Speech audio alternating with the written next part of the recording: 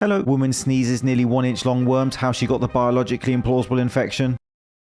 The James Linker experience.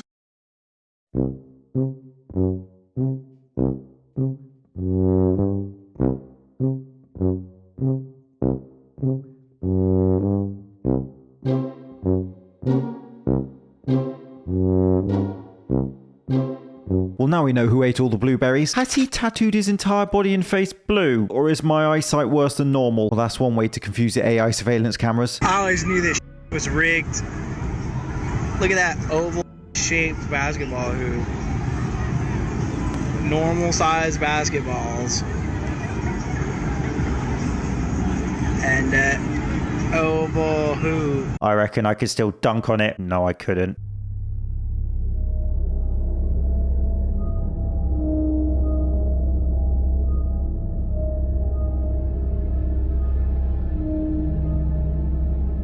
The sun just turned into a gobstopper, no big deal. Do they sell gobstoppers these days? A generation of kids cracking their teeth? Those were the days. Coming to when they start finding people hiding in porta potty toilets. I'm not talking about hiding inside of porta potties. I'm talking about people hiding in the toilet. More specifically, what's going on in Kansas City? Because that's where this happened. These guys, though disgusted, don't seem that shocked.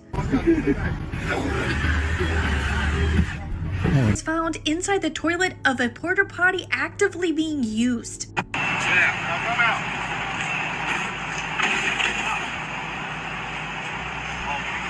Come on, man. The guy's poking his head in it. I know. Come on, get on out of there. You got. Put your head through a hole. No, lean your head through a hole, brother. I'm the dumb while singing a f***ing Not only wasting their time and pissing them off, but they then had to hose him down. I have so many questions, and I hope I'm not sat next to him on the bus ride home. How do you get inside the actual toilet of a porta potty? And why would you want to get into the actual toilet of a porta potty? I'll just leave that with you. This 16-year-old boy has spent the past 5 years living in a pond because when he tries to leave, his body begins to burn. This is Iqbal from West Bengal, India, and since about the age of 11, he has been eating, sleeping, and living almost entirely submerged in this pond. His neighbors say that they regularly see him floating there from morning until night. Now, he says that he does this to avoid pain because every time he steps out of the water, he gets this unbearable burning sensation on his skin. But despite his family trying everything from hospitals to local healers, no one can figure out what the problem is. However, recently, after a clip of him casually eating snacks in his pond went viral, a wealthy businessman decided to reach out and offer to pay for his medical expenses to review his case. And so now he is being airlifted to Mumbai and admitted to a hospital for special treatment. I really hope they can find out what's happening to him, because after the initial intrigue of him living in a pond, it's a really sad story. Good luck to that young man. 15 years ago, an alien apparently photobombed somebody in Taiwan. Check this story out. This guy is Park Patrol Officer Shen Yongqiang, and as he was walking through Yiming Lake, deep in the Taiwanese Central Mountains, he decided to take a nice picture of the beautiful scenery. But when he looked back at the photos, he saw something very strange. That's right, he took this photo. And when you first look at it, it doesn't really seem that strange, but when you zoom in, that's right, upon closer inspection of that image, you can make out the transparent shape of this tall, alien-looking figure with a mantis-shaped head and long, spindly fingers, casually walking along the mountain ridge. And Officer Shen used an iPhone 4, and remember, this was all the way back in 2011, so AI wasn't a thing back then. And the really crazy thing is, after over a decade of professional analysis, the image shows absolutely no signs of tampering, editing, or manipulation. And not only that, but back in May of this year, the FBI released a historic batch of UFO documents, and Shen's image turned up inside them. And the official FBI analysis of the image describes it as showing a legitimate physical entity that defies conventional human anatomy. You ain't telling me that's a drone. I've never seen that photo before and I have no idea if it's real or not, but I know how I'm spending my evening. Looking at an alien photo, to be clear. The kid will put himself to bed. The Devil's Dam Gate in Pasadena, California was built in 1920. It was created to control the Arroyo Seco. It's located pretty close to JPL. Often dubbed as the portal to hell, the Arroyo Seco Dam is surrounded by occult history. It even features a rock formation that may look like the devil. Jack Parsons, who was a co-founder to JPL and a pioneer of rocket fuel, believed that the Devil's Gate Dam was a portal to hell. Parsons believed that the area held immense magical power. In the 1940s, Jack Parsons linked up with L. Ron Hubbard to perform rituals at the dam. They wanted to summon otherworldly spirits. He noted it as a thin spot between dimensions. Well, she would know. The idea that certain places are portals to spirit worlds is nothing new. My question is, why would people want to summon demonic entities? Isn't that what you want to stay away from? Ever wondered what animals you might see in your backyard living in Australia?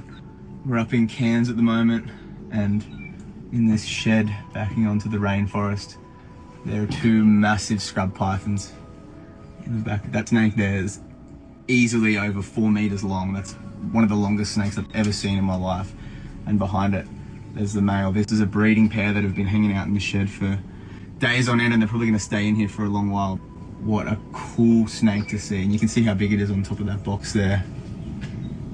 That is absolutely insane. And that dude is just casually in there filming them. Mate, get out of that shed before those snakes get an appetite. The wildlife in Australia is literally terrifying. 1893 Chicago World's Fair.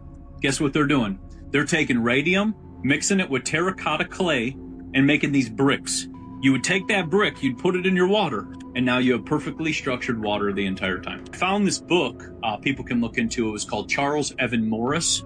It was Modern Rejuvenation Methods, and it was written in 1926. The last about 100 pages of that book, they talked about how they were healing every single ailment with radium water. That the hospitals did not need to exist because of how many things that they were healing with this. And this blew my mind. 1934, okay, after 8 years of them like realizing they're eliminating all these illnesses and pain and fatigue and uric acid and all this buildup that people are having, no joke, FDA comes up.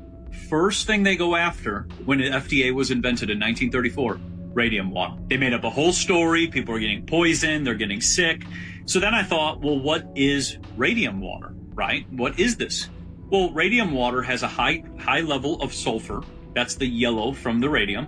And the radium water is the hot spring. So you're drinking water from the hot springs. Hypothetically, if we had some type of miracle cure for illnesses like a healing water, what would happen? Would it be distributed to everyone, or would nefarious and corrupt activities kick in? A long-range drone was flown deep into the Atacama Desert and found this. A 2,500-year-old geoglyph that's going to make your geometry and history teacher want to quit their job. Context. These are not the geoglyphs that Nazca is famous for, the pictures of the animals and stuff. You've probably seen those, but what's rarely shown are these kilometer-long lines. They're not just in flat desert, they're on top of mountains. Some with the top cut off of them.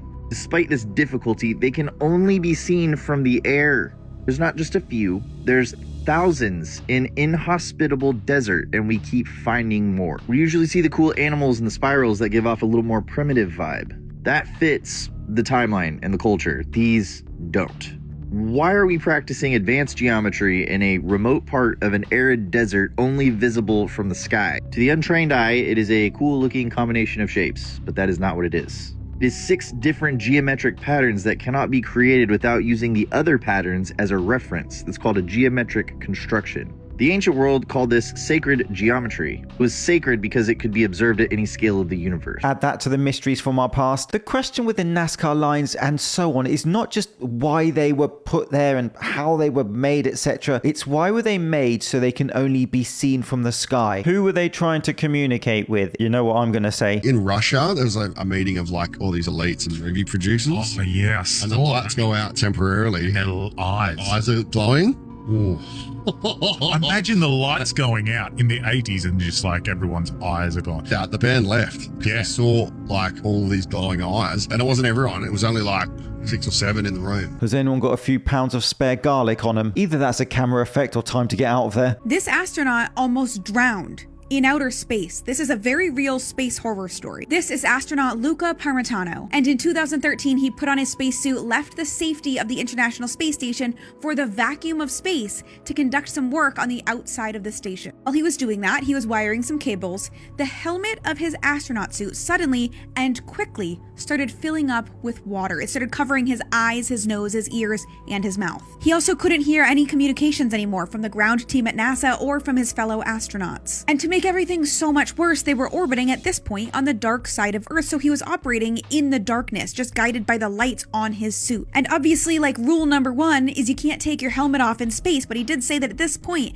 the only plan he could think of was opening the safety valve on the back of his helmet to let some water out, knowing he would lose consciousness. But obviously that's a last resort, so he used the recoil mechanism on the safety cable that attached him to the space station, and it brought him back to the hatch. When he got in, and this is all on video, they basically ripped the helmet off of him, and they spent a few minutes trying to dry him, getting water out of his ears and his mouth. And after a few minutes, thankfully he was okay, but they figured out that the cooling system for the spacesuits uses water, and one of the filters had clogged. This is a real photo. Hats off, helmets off to that guy for dealing with an awful situation. It is really a highly risky job they do, and I'm glad he's safe. Now go to the moon and find the bases. I have a patent of a machine that can read your brainwaves, can recombine them in a computer and send them back to you and make you think things happened that never happened.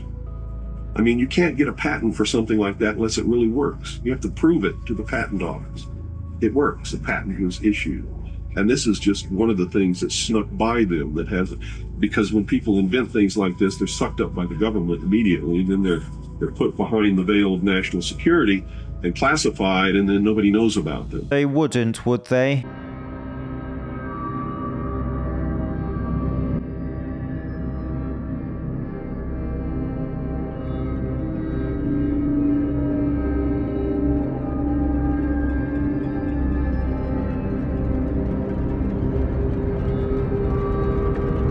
When your Airbnb has an interrogation room in it, probably time to go and book the Hilton. How much? This has been the James Linker Experience. Thank you so much for watching. I'll see you soon.